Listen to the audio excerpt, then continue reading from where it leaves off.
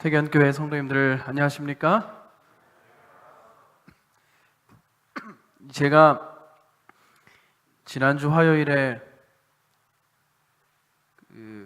비 오는 화요일 날 교회 오는 것이 어렵다라고, 예수님이 오실지 모른다라고 얘기를 드렸었는데 오늘 비 오는 화요일입니다. 날씨가 또 좋지 않고 함에도 불구하고 우리 하나님의 전을 찾아서 예배하기 위하여 나오신 우리 모든 성도님들 진심으로 환영하고, 오늘 이 예배 시간에 우리 하나님께서 저와 여러분의 마음속에 특별한 음성으로 말씀해 주시기를 간절히 기도합니다. 이제 화요일마다 제가 로마서의 말씀을 여러분들과 함께 나누고 있는데요, 오늘은 두 번째 시간입니다. 저는 오늘 여러분들과 함께 참된 지식이라고 하는 제목으로 말씀을 좀 나누려고 합니다. 우리 다 함께 로마서에 있는 말씀을 펴서 읽겠습니다. 로마서 1장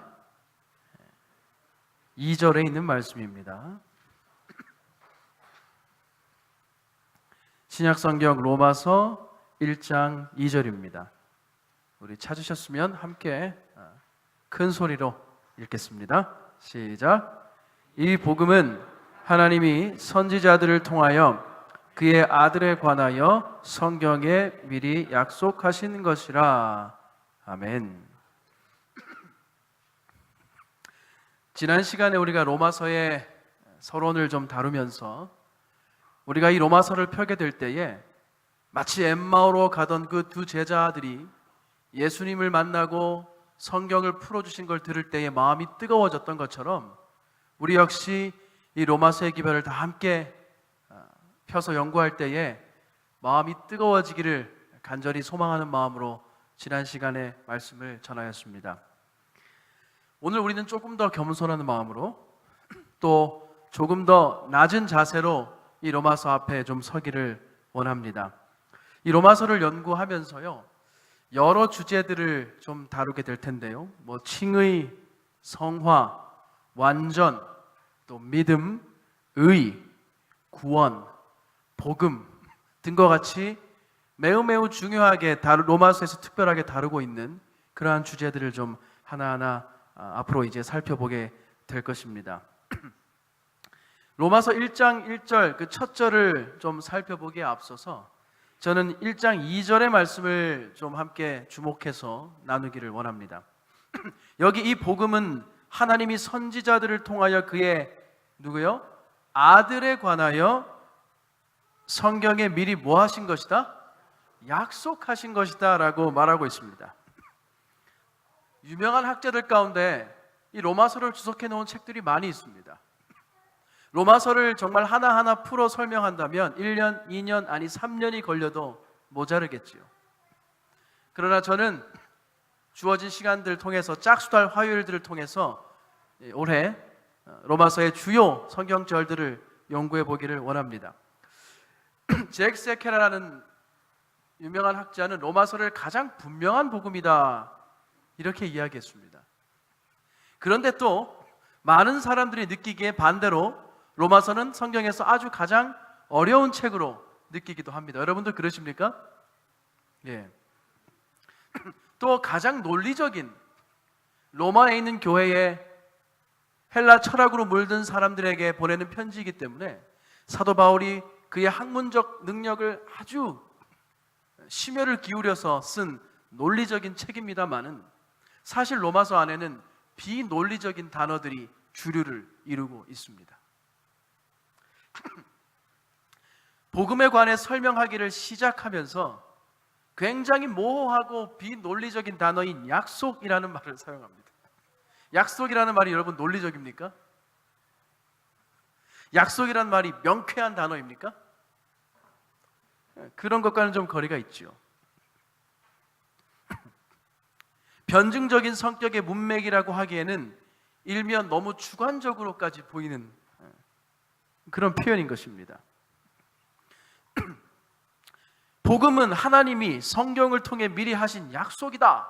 매우 단순하고 주관적인 이 명제가 그 논리적이고 그 학문적인 책 로마서의 첫 서두인 것입니다.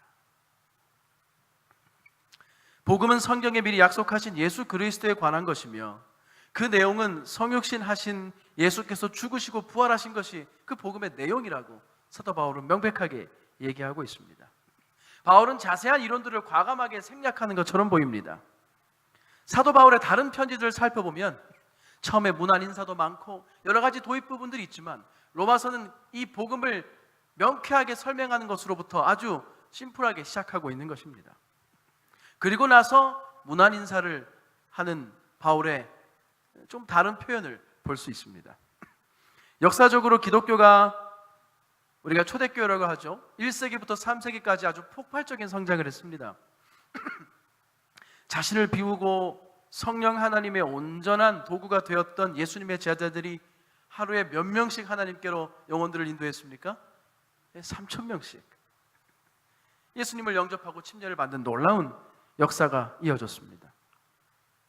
그리고 사도 바울이 이방인들에게 복음을 전했고 급속도로 온 세상으로 이 예수 그리스도의 복음이 전파되어 갔고 오늘 우리도 그 결과로 예수님을 믿고 사는 축복을, 그 복음의 축복을 누리고 살게 된 것입니다.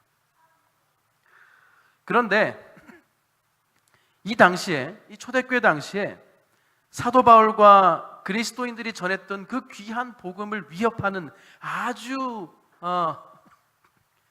위험하고 또 치명적인 그런 이설들이 동시에 일어났습니다. 우리가 잘 아는 대로 그것은 이교의 사상들이고 대표적인 것이 바로 영지주의라고 하는 것입니다. 들어보셨죠? 이 영지주의와 관련된 부분에서 직접적으로 좀 더 자세하게 다루겠지만 이 영지주의의 특징을 간단히 살펴보면 이렇습니다. 첫 번째는 이 영지주의 사상은요, 이 이교의 사상, 영지주의 사상이라고 하는 것이 성경과 전혀 관계없이 성경에 대해서 이야기하지 않는 그런 사상이 아닌 것이 참 무섭습니다. 이것이 성경에 대해서 이야기하고 이것이 복음에 대한 관점을 제공하기 때문에 매우 주의해야 하는 것입니다. 첫 번째는요, 이 영지주의는 신약과 구약을 서로 상반되는 것으로 이해합니다. 그렇게 이해하는 분들이 많이 있나요? 그리스도인들 가운데? 우리는 그렇지 않지만 신약과 구약을 서로 다른 것으로 이해하는 것 역시 이 영지주의에서 출발하고 있습니다. 천사주의, 천사 숭배 사상, 또 천사와 영들에 대해서 사색하는 등의 사상이 여기서 왔습니다. 또 금식을 하며 고행을 하며 철저하게 수행을 통해서 금욕주의를 주장하는 것도 이 영지주의에 뿌리를 두고 있습니다. 우리 교회 안에도 영지주의 사상이 알게 모르게 구석구석 파고들어 있습니다. 또 예수 그리스도의 신성과 인성을 분리된 것으로 이해합니다. 이건 매우 중요한 부분인데 성육신 하신 예수님의 신성과 인성을 서로 다른 것으로 이해하면서 예수님의 구원의 완전성을 침해하는 것입니다. 우리가 완전론과 또 품성의 변화를 이해할 완전주의나 품성에 관한 잘못된 이야기들을 우리가 접할 때에도 사실은 그 뿌리에 이러한 사상이 아주 박혀 있는 것입니다. 또 예수님의 부활을 현실적인 사건이 아니라고 이들은 이 영지주의는 말합니다. 참 무서운 내용들이 많이 들어있죠. 소위 지식, 알을 강조하면서 몸과 영이 분리되어 있다라고, 또 인간은 어떤 신비적인 깨달음을 통해서만 구원을 얻을 수 있다라고 주장하는 그런 사상들입니다. 이것은 성경의 복음과 정반대되는 사상이고 관점이 되는 것인데 당시에 많은 그리스도인들과 일반인들이 이것에 아주 매혹되어서 많은 혼란 가운데 있었다고 하는 것입니다. 오늘날 우리가 살고 있는 이 시대도, 이 장소도, 이 서울이라는 도시, 이 퇴견이라는, 이 한국이라는 이 나라도 여러 면에서 이 로마와 비교했을 때 아주 공통점이 많습니다. 여러분이 영지주의, 특별히 좀 더 쉽게 얘기하면 영혼불멸에 관한, 몸과 영이 분리되어서 죽고 나서도 영혼불멸에 대한 이 사상이 오늘날 우리 삶에도 매우 깊숙이 들어와 있습니다. 신방 갔을 때 우리 담임 목사님께서 영혼 구원한다, 영혼 구원한다 이 말이 좀 표현을 우리가 생각해 볼 필요가 있다고 말씀을 하셨는데 여러분, 영혼 구원이 무엇입니까? 몸을 구원하는 것입니까? 영을 구원하는 것입니까? 전 존재를 구원하는 것입니까? 아멘. 영혼 구원은 그 사람의 전 존재를 구원하는 것으로 우리는 분명히 이해해야 하는 것입니다. 그러나 오늘날 대부분의 사람들은 그렇게 이해하지 않고 있습니다. 로마와 갈라디아 교회 역시 이러한 거짓 교사들로 인해서 매우 어려움을 겪고 있었습니다. 영지주의는 믿음이 아니라 인간의 지식을 통해 구원받는 것이라는 잘못된 주장이었던 것이죠. 그런데 이 영지주의가 시대를 거치면서 아주 이상한 형태로 혼합되고 변형되어서 사람들을 하나님으로부터 멀어지도록 공격해 왔습니다.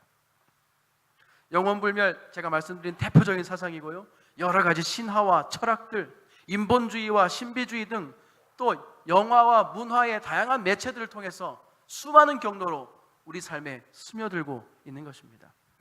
대쟁투 44쪽에는 이렇게 말하고 있습니다. 그러나 빛의 임금들과 어두움의 임금 사이에는 연합이 없으며 그들의 추종자들 간에도 연합이 있을 수 없다. 사단은 이처럼 많은 그리스도의 제자들을 속이는 데 성공한 것에 대하여 미칠 듯이 기뻐하였다. 그리하여 사단은 그들에게 더욱 충분한 능력을 주어서 그들로 하여금 아직도 하나님께 충성하고 있는 사람들을 핍박하게끔 충동하였다. 한때 그리스도인의 신앙을 옹호하던 자들만큼 참된 그리스도인의 신앙을 반대하는 방법을 더 잘 알고 있는 사람들은 없다. 이게 무슨 말입니까?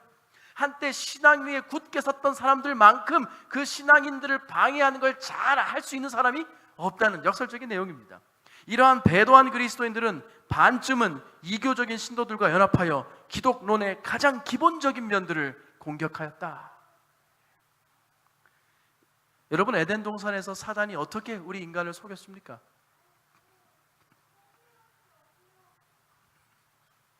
어떻게 속였죠? 첫째, 우리의 눈을 혼란시켰죠. 화려한 뱀의 모습으로 나타나서 우리의 눈을 현혹한 다음에 사단이 뱉은 거짓말이 무엇입니까? 죽지 아니하리라. 분명히 죄를 지으면 죽겠다고 하나님이 말씀하셨는데, 하나님과 분리되겠다고 말씀하셨는데 사단은 죽지 아니하리라. 그리고 나서 뭐라 그랬습니까? 하나님처럼 죄와 의를 너희도 뭐하게 된다? 알게 될 것이라고 유혹했습니다. 지혜와 지식으로 유혹한 것입니다.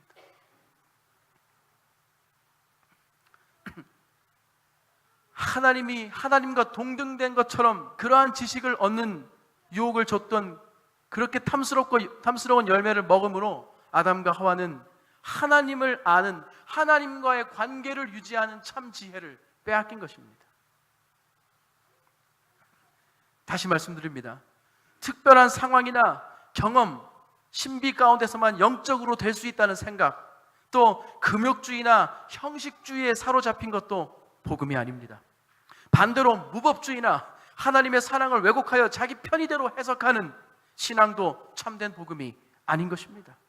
참된 지혜는 하나님의 아들 예수 그리스도께 있고 그분과의 올바른 관계 속에서 그분을 알아가는 것에 있다는 사실을 다시 한번 믿는 저와 여러분이 되시기를 바라는 것입니다. 로마서 1장 2절부터 다시 읽겠습니다. 이 복음은 하나님이 선지자들을 통하여 그의 아들에 관하여 성경에 미리 약속하신 것이라. 그의 아들에 관하여 말하면 육신으로는 다윗의 혈통에서 나셨고 성결의 영으로는 죽은 자들 가운데서 부활하사 능력으로 하나님의 아들로 선포되셨으니 곧 우리 주 예수 그리스도시니라. 아멘. 여기 로마서, 그 위대하고 논리적이고 분명한 복음이라고 알고 있는 로마서의 첫 서두에서 이 복음을 설명하는 두 단어는 아들과 약속입니다. 매우 비논리적인 단어들입니다. 저는 저희 아들이 참 좋습니다. 어디 있죠? 자고 있습니다. 안 잡니다. 예.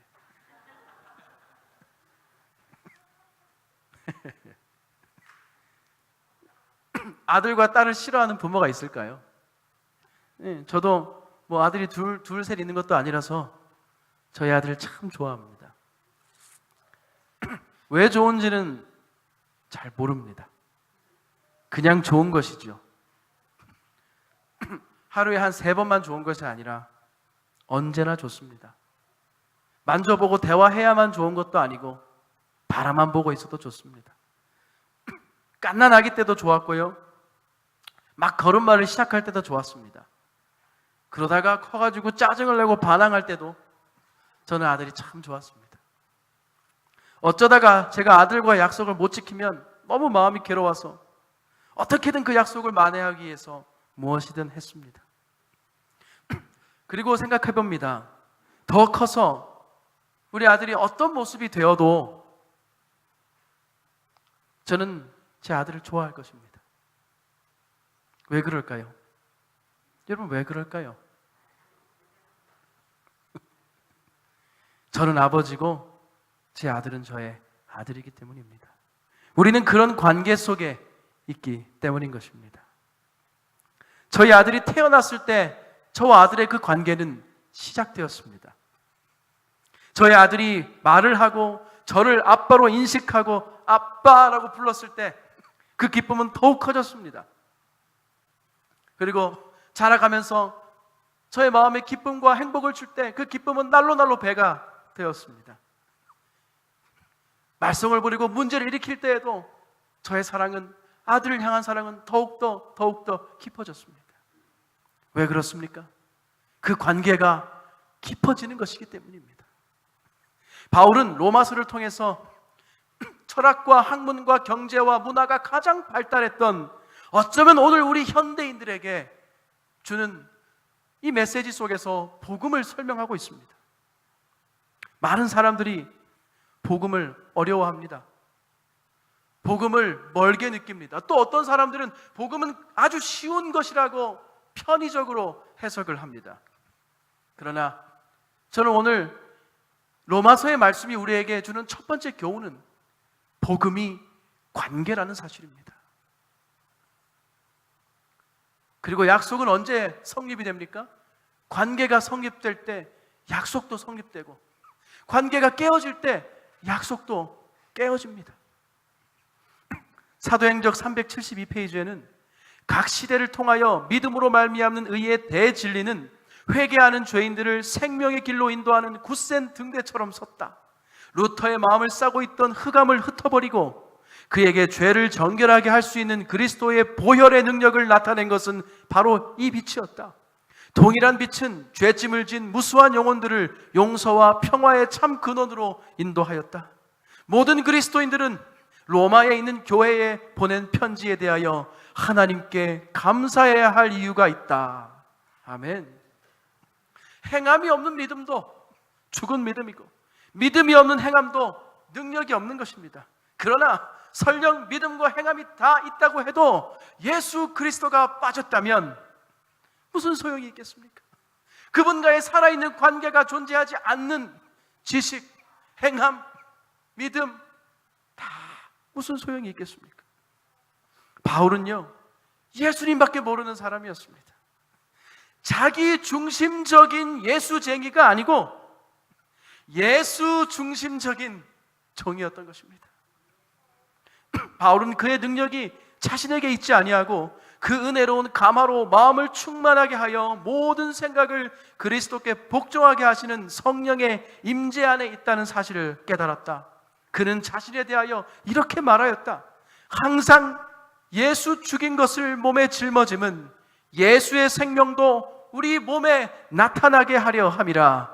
사도의 가르침에는 그리스도께서 중심 인물이 되셨다. 아멘. 화이트 부인은 믿음으로 말미암는 의의 기별이야말로 참으로 셋째 천사의 기별이다, 이렇게 얘기했습니다. 우리가 마지막으로 높이 들어야 할 기별이 바로 이 믿음으로 말미암는 의의 기별이라고 하는 것입니다. 그러나 재림교회의 이 믿음으로 말미암는 의에 관한 분명한 이해가 수많은 공격을 받아왔습니다. 그리고 우리의 삶 가운데서도 이것은 많은 문제를 야기시키고 우리의 교회를 파괴하고 우리의 교회를 좀먹고 무너뜨리는 일을 이 기별에 대한 오해를 통해서 사단은 이루어 왔습니다. 어떤 문제가 있었습니까? 재림전 심판, 조사 심판이 예수님의 오늘의 우리의 구원에 대한 확신과 상충되는 개념을 하고 말하는 것입니다. 오늘 우리가 받은 구원에 대한 확신과 예수님의 재림전 심판이 서로 상충한다고 오해하는 것입니다. 이 오해로 인해서 수많은 우리의 인재들이 우리의 기별 밖으로 벗어나갔습니다. 이 오해로 인해서 우리 교회의 수많은 주요 지도자들이 우리 교회를 등을 돌려 떠나기도 했습니다. 오늘날 재림 성도들의 신앙의 모습도요, 이 믿음으로 말미암는 의를 어떻게 이해하고 적용하며 살아가는가에 따라 매우 우리의 삶의 모습과 사고가 다르게 나타납니다. 이러한 차이점이 서로 간의 이해를 막고 정죄와 분열을 조장하기도 하였습니다. 여러분, 가장 우리에게 중요한 참된 지식은 구원에 대하여 아는 지식입니다. 구원에 대하여 경험하여 아는 지식인 것입니다. 구원을 어떻게 이해하고 있느냐에 따라서 하나님에 대한, 신에 대한 이해, 신론도 달라지는 것입니다. 또한 사람에 대한 이해, 인간론도 달라지고 또 그리스도인 생활에 대한 이해도 달라지며 종말론에 관한, 종말에 대한 이해도 전혀 다르게 형성되는 것입니다. 이것은 매우 중요한 문제입니다. 오늘 또 이 화요일마다 우리가 로마서의 말씀을 펴서 연구할 때에 이 중요한 문제가 해결되기를 간절히 바랍니다. 이 중요한 문제가 우리 삶의 첫 번째 문제가 되어서 우리 모두 연합하고 화합하고 분열이 없는 신앙을 하게 되기를 간절히 기도하는 것입니다. 화해 부인도 그의 평생을 이 믿음으로 말미암는 의의 기별을 높이 드는 일에 그의 삶을 다 소비하였다고 기록하고 있습니다. 우리는 속지 말아야 합니다. 성령의 신비한 체험을 강조하는 속삭임에 경계해야 됩니다. 또 순종을 경시하고 구원받은 것이 확실하니 너무 죄의 문제에 예민하지 말고 자유롭게 살자, 마음 편하게 라고 하는 거짓 믿음으로 말미암는 의를 경계해야 됩니다. 뿐만이 아니라 인간의 행함과 성화, 죄 없는 완전에 치우쳐서 그리스도의 의를 자신의 행함의 의로 채우는 율법주의적인 신앙 또한 우리는 매우 조심해야 합니다. 우리가 믿음으로 말미암는 의의 기별을 성경적인 관점에서 제대로 이해하게 될 때에, 또 경험하게 될 때에 우리는 역시 왜 우주적인 심판이 또한 필요한지, 하나님의 심판이 왜 필요한지를 깨닫게 될 것입니다. 재림교회는 단순히 사법적인 허구로서의 칭의가 아니라 그리스도의 은혜에 기초하여 그리스도인의 삶의 실제적인 열매와 효력을 가져다주는 관계로서의 진정한 의미의 칭의를 지지하는 교회입니다. 에베소서 2장 8절은 한번 찾아보실까요? 이렇게 이야기하고 있습니다. 에베소서 2장 8절입니다.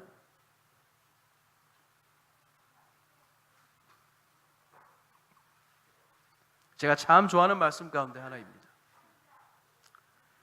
에베소서 2장 8절, 우리 찾으셨으면 아주 기쁜 마음으로, 그러나 또한 감사하고 또 겸손한 마음으로 이 말씀을 좀 함께 읽을 때에 이 말씀이 우리의 삶이 되리라고 확신합니다. 읽겠습니다. 시작. 너희는 그 은혜에 은하여 믿음으로 말미암아 구원을 받았으니 이것은 너희에게서 난 것이 아니요 하나님의 선물이라. 아멘. 아멘. 성경은 구원이 하나님 아버지의 선물이라고 했습니다.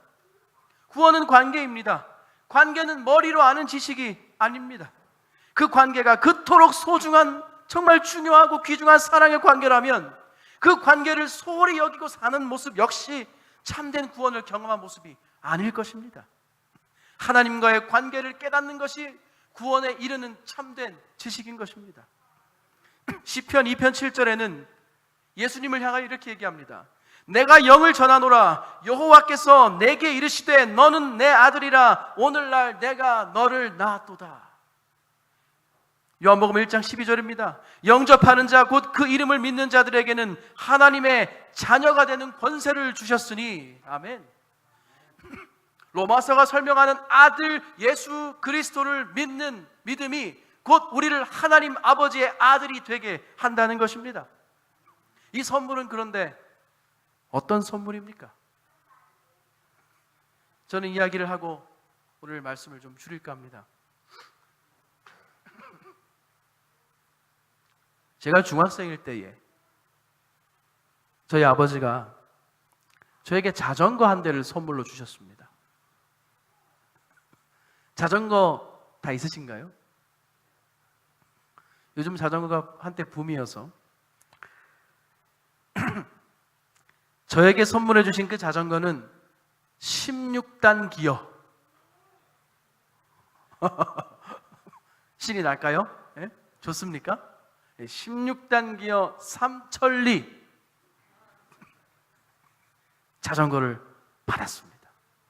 25년이 훌쩍 더 지난 과거이지만 제 기억에 그 당시 돈으로 10수만 원이 넘는 꽤 비싼 자전거였습니다. 아들 길을 좀 살려주시겠다고 어려운 형편 속에서도 힘들게 모은 돈으로 사주신 것이지요. 저는 너무 행복했습니다. 말 그대로 뭐예요? 우리 아빠 최고. 우리 아빠 최고.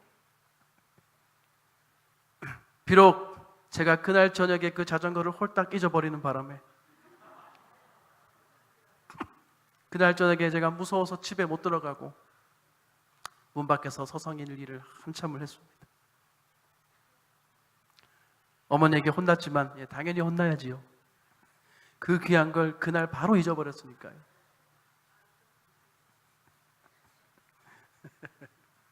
그 후에 아버지가 다시 자전거를 사주셨습니다. 이제는 세월이 흘러서 제 아들이 역시 자전거를 타고 다닙니다. 제가 목회하니까 넉넉하지 못한 것을 아시고 저희 아버지가 손자 자전거도 사주시더라고요.